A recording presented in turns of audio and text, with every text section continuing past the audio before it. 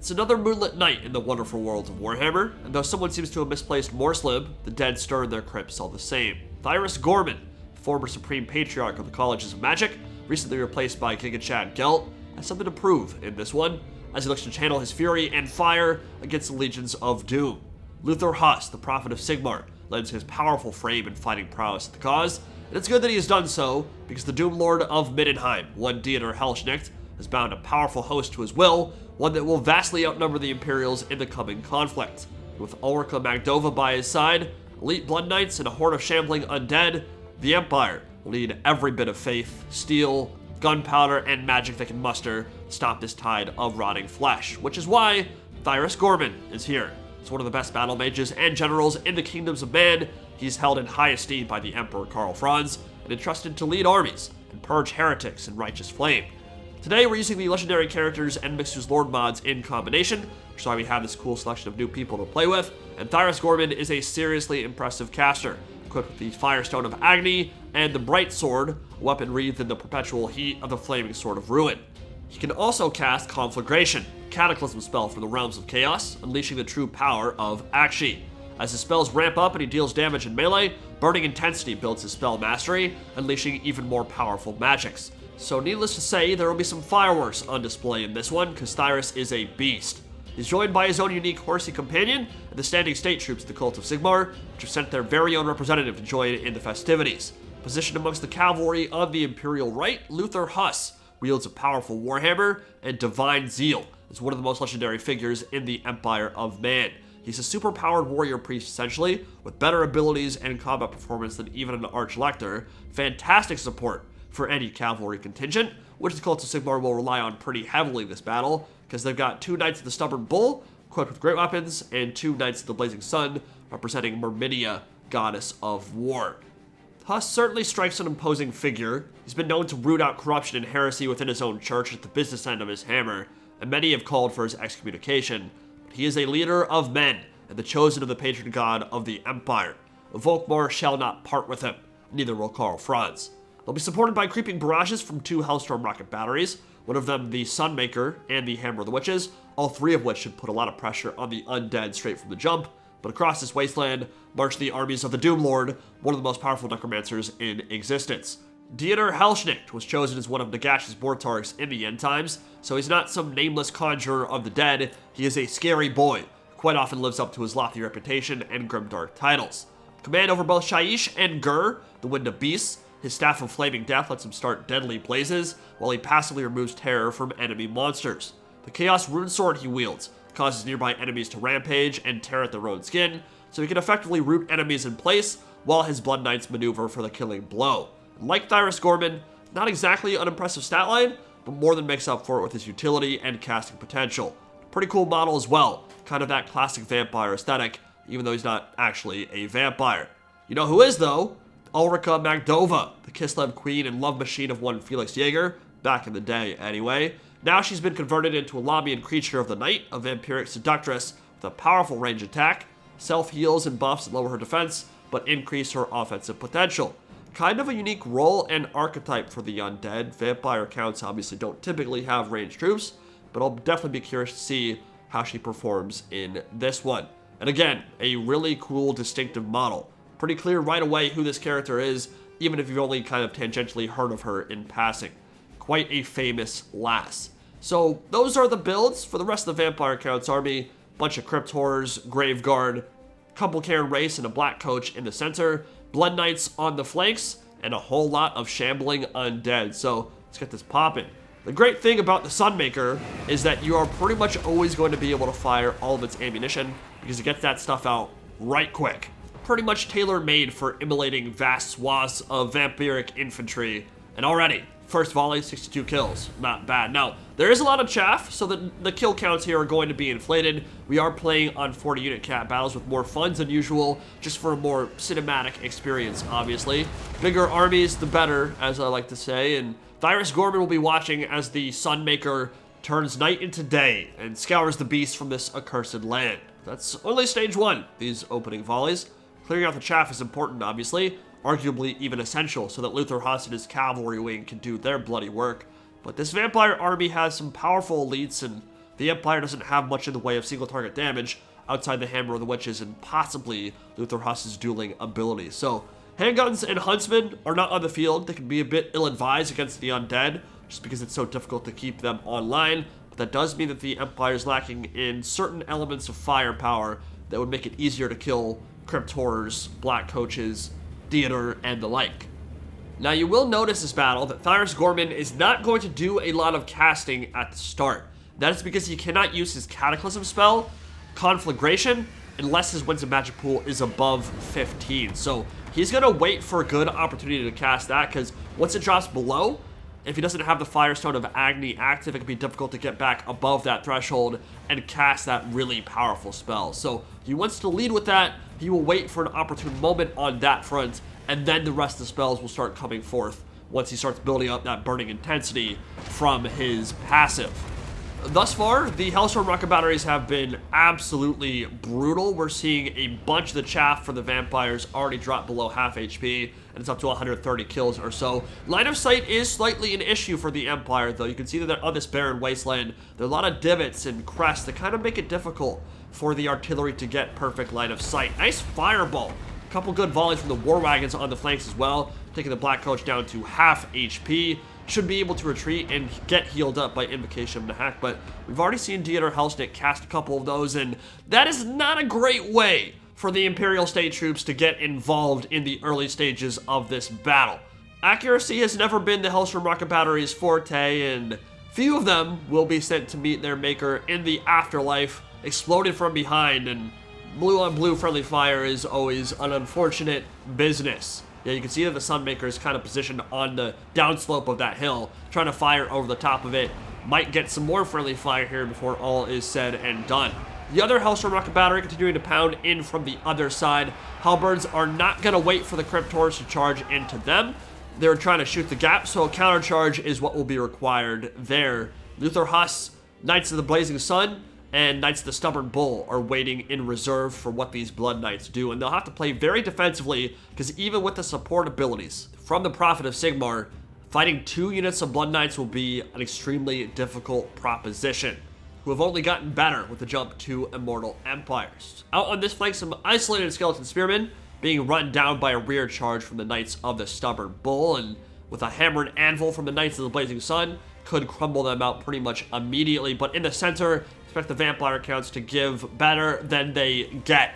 They are scary when they stack up with all that chaff and Crypt Horrors, which are another amazing unit in Immortal Empires right now. Looks like a little bit more friendly fire in the background as Dieter Helsnicht pops his Chaos Rune Sword, and the Crypt Horrors begin busting through the Imperial State troops in the middle. That's the Blazing Sun, poking and prodding, but don't want to overcommit there. Invocation of Nahak upgraded to keep his chaff in the fight, and that Chaos Rune Sword stacked up with a Flock of Doom will ensure that the Imperial Center crumbles quite quickly. Hellstorm rocket batteries are having a really difficult time with all these hills, and yeah, a little bit more friendly fire on the cavalry right now. Luthor Huss might need to move those guys out of the way before it gets too bad. Hammer of the Witches doing a good job focus firing down the Crypt Horrors, but yeah, Dieter Helsnicht is mowing through the center. Great swords are now committed, and Thyrus Gormann is watching, waiting, commiserating, and waiting for that 180-second cooldown on Conflagration to come off and allow him to tear through the zombie hordes in the middle. Beautiful cavalry engagement out here. Skeleton Spearmen will disappear under that attack from both sides, and the time has come. Thyrus Gormann senses an opportunity has arisen, diving right for the middle of this vampiric horde, and Conflagration will be let loose. This is a Cataclysm spell from the Realms of Chaos, and it can be utterly devastating. Now, the vampires try to get out of the way in time, but the AoE on this thing is huge. Special effects on it are awesome as well, and as magma erupts from the earth, the brittle bones of the Doomlord's hordes will begin melting away, scorched to dust as the wrath of Akshi is let loose. And now, the greatest living Bright Mage in the world can begin this torrent of pain and suffering. Piercing bolts of burning to follow it up. You have elected the way of pain. Now, the Black Coach and the Crypt Horrors are still going to do their best to push through here, and they are winning the infantry engagement that could lead to the Hellstorm rocket batteries being compromised and silencing the artillery. Theater, with that drain over time, the Chaos Rune Sword is doing a lot in the center there. But the Wrath of Akshi has stymied the Horde for the moment as Dieter lets loose with the Burning Staff. And I think this is essentially just a burning head, right? I think it works the exact same way. And that will hit some of the Imperial State Troops and maybe go off into the Sunmaker and start burning them back. Great Swords are holding on for the moment. The leadership is looking a bit questionable here. And Grand Shield of Faith, Grand Hammer of Sigmar, Chosen of Sigmar, and Unbending Righteousness, all activated by Luthor Huss to support them in this fight against Direwolves and the Blood Knights. And look at those Direwolves just disappear. Half their HP gone immediately as the patron deity of the Empire watches from above. Piercing Bolts of Burning, gonna deal a little bit of damage to the Vampiric Horde in the center there. More Blood Knights, full HP, have flanked all the way around and snuck in behind. Looks like the Hellstorm rocket batteries are running off the map and probably will not return. Looks like a lot of their ammunition will end up being wasted. Always difficult to keep your artillery online against the undead. And the cavalry, alongside Luthor Huss, are retreating to deal with these Blood Knights who were putting a lot of pressure on the Imperial back line. Now, Thyrus Gormann is moving over here, ready to support them. Looks like those buffs are still active from Luthor Huss, so they'll be able to trade pretty well into this engagement, especially backed up by the Bright Sword, and that's a really cool piece of Thyrus Gormann's lore. As the Knights of the Blazing Sun charge home from behind, Thyrus Gormann is so powerful that he has bound an entire spell from Akshi, from the Wind of Fire, to his own weapon, the Bright Sword. So anytime it's extinguished, it will immediately reignite. That's pretty cool, and it's represented in Warhammer 3 as a bound spell, Flaming Sword of Ruin. But in the meantime, the Doomlord of Middenheim is unleashing his own powerful magics, and the Chaos Rune Sword has rampaged both cavalry units that were coming in for a hammer and anvil, which will root them in place and allow the rest of the Horde to continue beating on them. And as we know, cavalry, particularly Great Weapon variants and Knights of the Blazing Sun, not known for their defensive prowess. So they took a lot of additional damage in that fight that they were not expecting. Really well timed by Dieter Helsnicht there, and the cavalry is actually routing, or one of the units is running off anyway. They will return to the fight, but they're looking a bit bedraggled, and certainly not an ideal situation for the Empire. Things might be swinging a little bit in favor of the Vampire Counts right now. Balance bar is close to even, maybe slightly in favor of the Doomlord of Middenheim.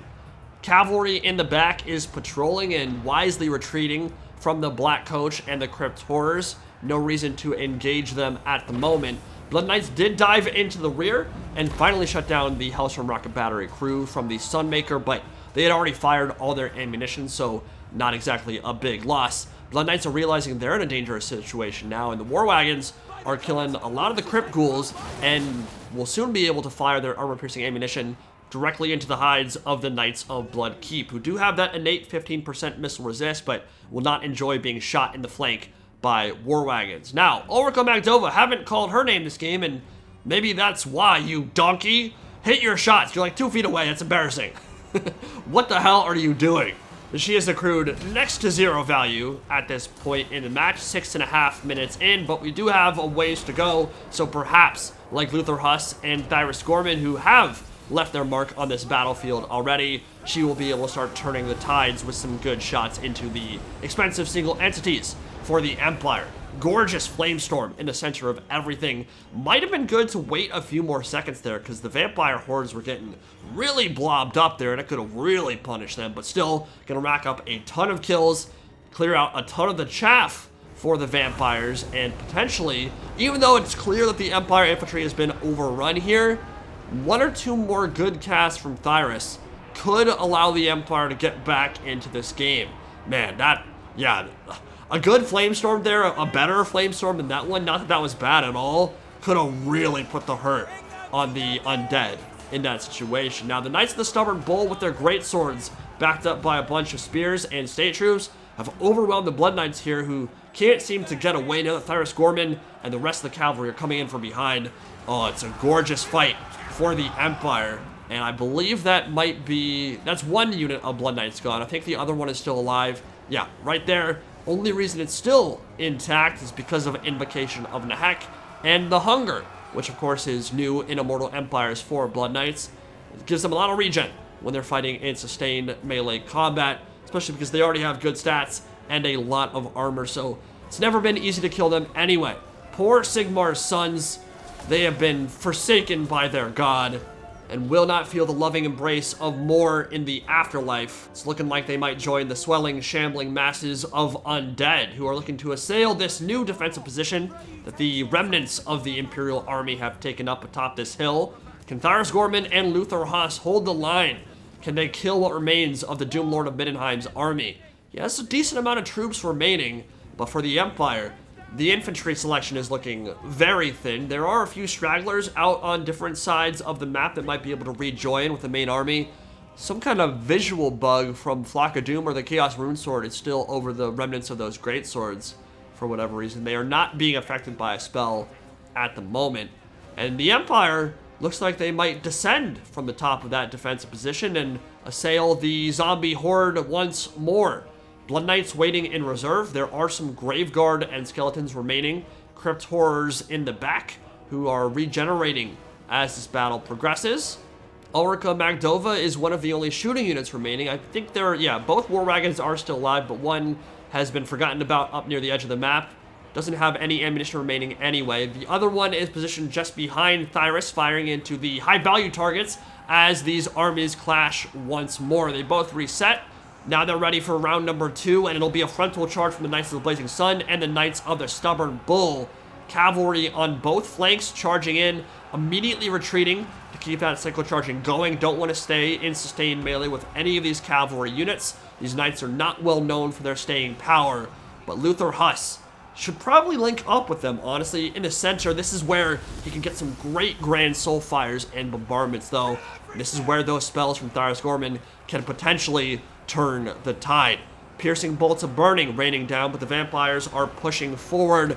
Will not be able to get out of the way in time. Gorgeous Staff of Burning Death from Dieter Helsnicht.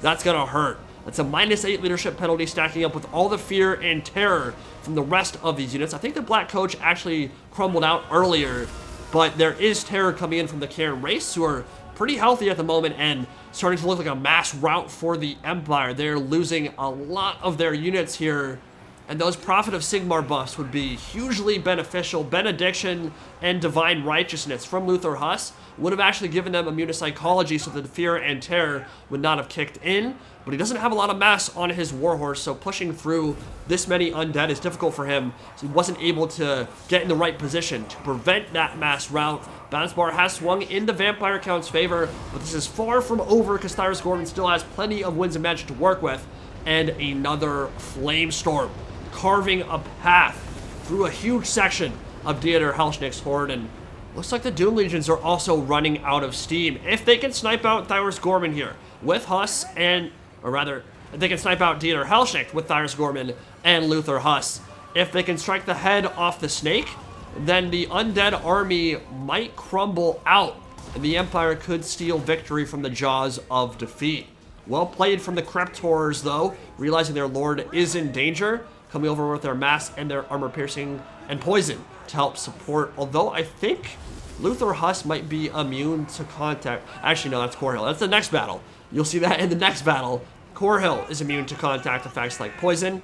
The Bright Sword activated on the Knights of the Blazing Sun to give them magic attacks to cut through these Cairn race, but they are quickly overwhelmed. Is that a Piercing Bolts of Burning from Thyrus Gormann? It is indeed, and maybe another Grand Soul Fire coming down from Luthor Huss as well, cleansing the land of the taint of Shaiish.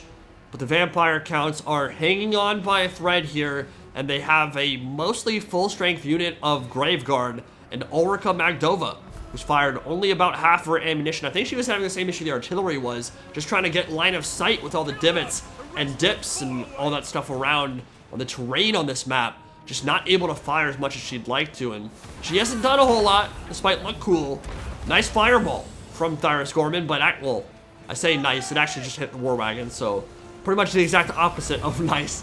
Chaos Rune Sword rampaging the rest of the Empire's army, and this might just be the end for the cult of Sigmar. Thyrus Gormann did what he could. He got over 600 kills in this battle, but the Doom Legion and Dieter Helsnicht, with, I guess, Ulrika Magdova cheering from the sidelines, will take the battlefield. Well played. So GG to Achilles there. He did a great job.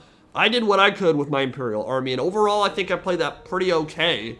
Friendly fire was a bit of an issue there, but overall, I don't think it really had much impact on the battle. You can see Thyrus Gormann had 632 kills there. That is absolutely bananas in pajamas. 2,700 damage value. Cataclysm spell is so awesome. I would love to see those more. The effects and damage output on them are absurd. I'd like to see the Golden Orb of Gehenna for Balthazar Gel. I imagine there are some mods that transfer some of those spells from Realms of Chaos over to Immortal Empires. Knights of the Blazing Sun and the Cavalry all performed pretty well, and the Artillery did great too. Imperial State Troops held the line to the best of their ability. Dieter Helsnicht had 2,400 damage value in this one. Blood Knights were a problem charging into the back line. Empire had to invest a lot alongside Luthor Huss to try to shut them down for good. And yeah, these shambling hordes, even though they were exploded for the most part on the way in and by Thyrus Gormann's magical output, they managed to hold on and provide enough cushion for the Crypt Horrors, Blood Knights, and Graveguard to get it done in the end. I'd say shame on Ulrika for sucking as much as she did, but then again, she is a vampire, so it's kind of her forte. GG to Achilles in this one, and I'll see you all in the next battle.